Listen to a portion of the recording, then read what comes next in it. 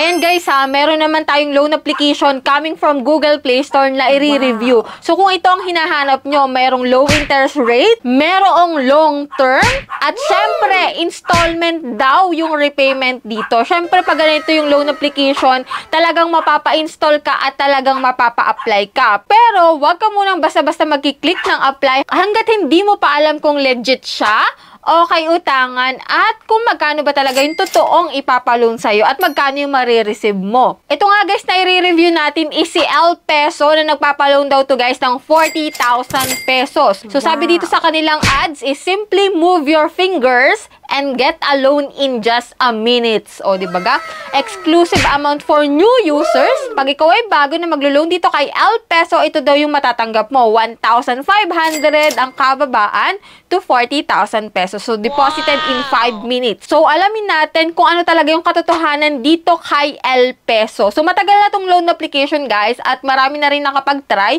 Pero, for sake ng mga bago pa lang mag-apply dito, muli natin siyang sisilipin. And ito nga, guys, no? Marami talagang mapapaklik sa application na to kasi installment is more convenient. So, installment daw siya. So, bago natin puntahan si El Peso, guys, kung hindi ka pa dyan nakasubscribe sa aking YouTube channel, ako, i-click mo na po yung subscribe button, i-like itong video na to, at mag-iwan ka na ng comment dyan sa comment section. Kasi weekly, meron pong nananalo ng pa-Gcash giveaway. And 5 lucky winner po yung aking pinipili. And every last Monday of the month, may maswerte na mananalo ng pa-cellphone giveaway. O, diba? Manunod ka lang dito ng pwede mong utangan online.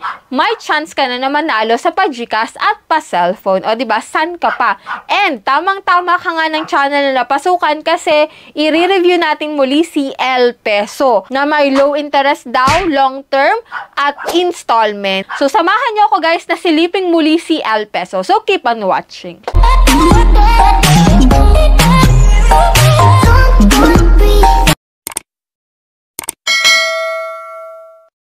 So, disclaimer, no, hindi po tayo agent or promoter ng loan application na El Peso at kahit anong loan application na na-feature natin dito sa ating channel. So, dito guys, nagbabahagi lamang po ako ng aking experiences sa pag-apply sa kanilang loan application at sinasabi ko rin dito guys kung magkano talaga yung totoong ipapaloan sa inyo at kung magkano yung marireceive nyo para at least kung interesado man kayo na mag-apply sa kanila is may idea na kayo kung magkano nga ba. And then, doon na lang kayo mapapaisip kung go kayo or hindi na lang. Ayan nga guys, no, i-install na natin tong si El Peso. So dito guys, kapag wala ka pang account, syempre maglalagin ka using your active mobile number and doon magsisend ang OTP code. And then ito guys, kung ayaw mo nang makapag-fill up ng mga information, kung ayaw mo makolect yung data, panoorin mo to hanggang dulo kasi ako na yung magtatry para sa'yo. So dito guys, 15,000 daw sa first timer. Kanina 40,000, no? So ngayon, 500 yung minimum to 15,000. Meron daw silang 91 days. And click natin yung authorization. So, yan nga guys, na may mga permission dito. So, agree mo lang yung mga yan. Login ka lang dyan guys. And after nun nga, lumabas nga itong low interest rates, long term, installment repayment, and loan amount will increase. So, yan, click natin tong installments and authorization. So, ito po yung mga fill upan mo dito. Basic information lang naman po ito. So, yan, ang next is address. And next po ng address is contact number, which is tatlo lang po yung hinihingi nila ditong contact number. Which is good kasi kakaunti lang. Pero isipin mo kung sino pa rin yung ilalagay mo kasi maaari nila yung i-text or tawagan.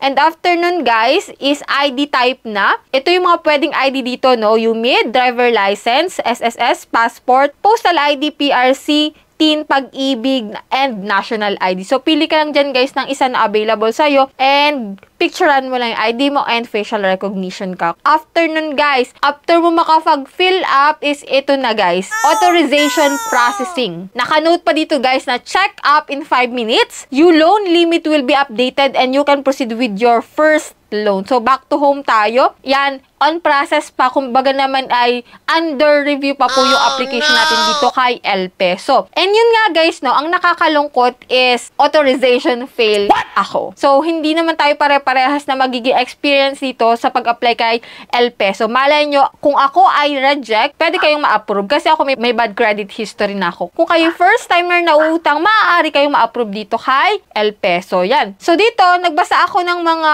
review or nakapag-loan na dito kay El Peso para maipakita ko sa inyo kung magkano yung maluloan talaga nung mga nakapag-loan na. Kaya kung ikaw dyan ay nakapag-loan na kay El Peso, Paki-share po dyan sa comment section kung magkano yung na-receive mo, kung magkano yung nautang mo, at kung okay ba siyang utangan, hindi ba siya nang haharas or what, no? Paki-share po dyan, no? And ito nga guys, no, ito yung na-screenshot ko sa review. So, to all Filipinos, please never trust this lending app. They are too much. They lend 1,000 pesos but they only give you 600 pesos. So, 1,000 lang daw, tapos 600 na lang yung na-receive mo. And they make you pay 1,170 pesos. So, ang babayaran mo is 1,170 pesos. You must pay after 6 days. Please guys, don't ever take loan from them. And they also so harsh.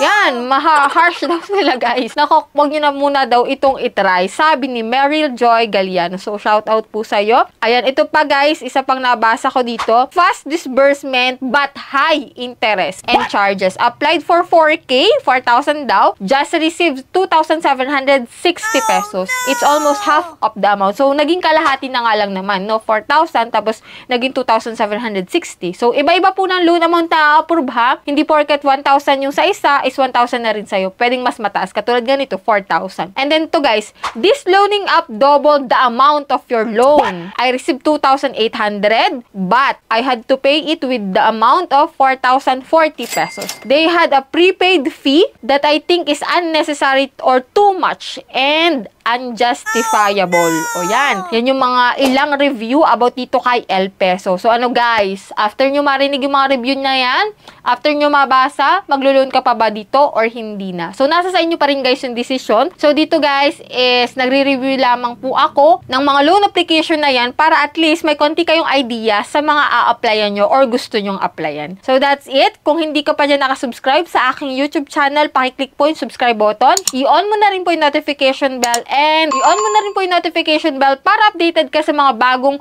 utangan ngayon na naglalabasan. So, bye-bye na muna for now, guys. See you on my next vlog.